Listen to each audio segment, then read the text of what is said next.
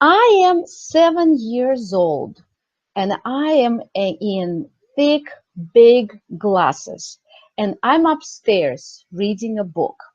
Then I go downstairs, look in the mirror to see if I stopped being a monster. And I see that I didn't stop being a monster, so I have to go back upstairs, read another book, and hope that I will stop being a monster. And then I go back downstairs, look in the mirror, and see if I changed.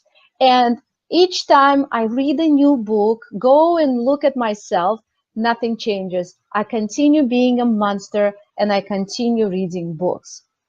This, what I've just described, I call a construct. And many times, many years ago, I found this construct inside of my subconscious mind. It was deeply buried inside. And I was not aware of it. In fact, I never in my life wore any types of glasses. I never lived downstairs or upstairs. I just had one level when I was a child. I never owned a full-size mirror of this exactly the same as I had in my construct. The only truth was I kept reading books. I started reading when I was 6 and I just continued. And what that was, in fact, that belief deeply hidden deeply inside that I wasn't aware for so long gave me a constant urge to learn more, to read more. I'm sure there were other reasons, of course, because I always liked learning, but that belief kept making me feeling never enough, never enough, never enough education, never enough degrees. And in fact, it actually worked pretty well because it gave me pretty solid background. These beliefs, I'm sure, played the role that I do have extensive education. I have 3 master's degrees, including a master's in counseling. We we're going to talk about fears and what role they play in your life actually. And then you are going to know one fear mantra. Usually a mantra is positive, it's light, it's something that's sacred. Well, I bet you've never thought about that.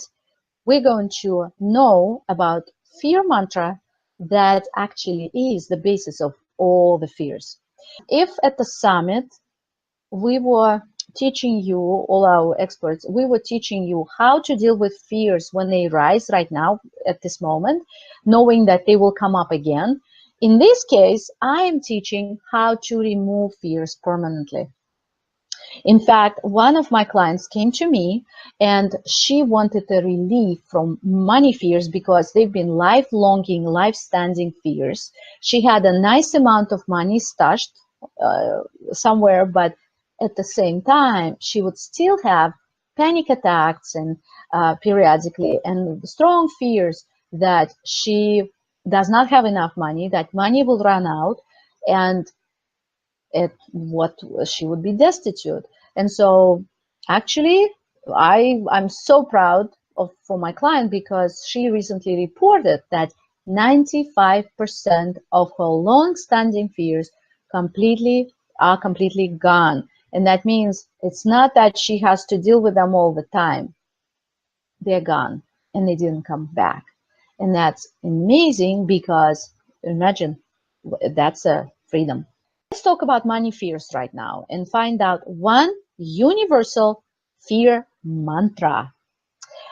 I got a whole bunch, several pages of fears from the summit that people shared with me, and I divided them into categories. And I'm going to give you some examples of them, of course, not of all of them. And you will see that every fear can be reduced or has a root fear, and it's the same fear over and over and over again. And I already shared with you that mantra when I gave you my construct at the beginning. This mantra is not enough. In fact, the majority of people wrote not enough as their major fear. But those who did others, it's basically the same thing spoken with different words. For example, the first category, death. I don't have enough money to pay off my debt. Obviously, you hear not enough. I am stuck in debt. Well, if you're stuck in debt, it's not enough. I have too much debt. Well, you don't have enough money to pay too much debt. I'll never be debt free. Why? Because I don't have enough money to pay off my debt. Category 2, value. People not wanting to pay me for the value I provide.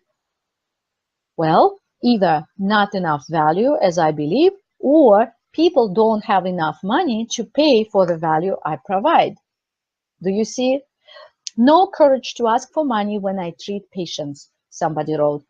Not enough, right? Not enough money, not enough courage, not maybe patients don't want to pay enough. The same thing. Asking for more clients, that's a fear. Well, not enough value or not enough confidence in yourself to ask for the clients. Again, not enough. Category 3, worry about future. That is very common fear. A lot of people stated, will I have enough? Not holding on to it, not being able to provide and survive, being poor, old, and alone. So again, not enough.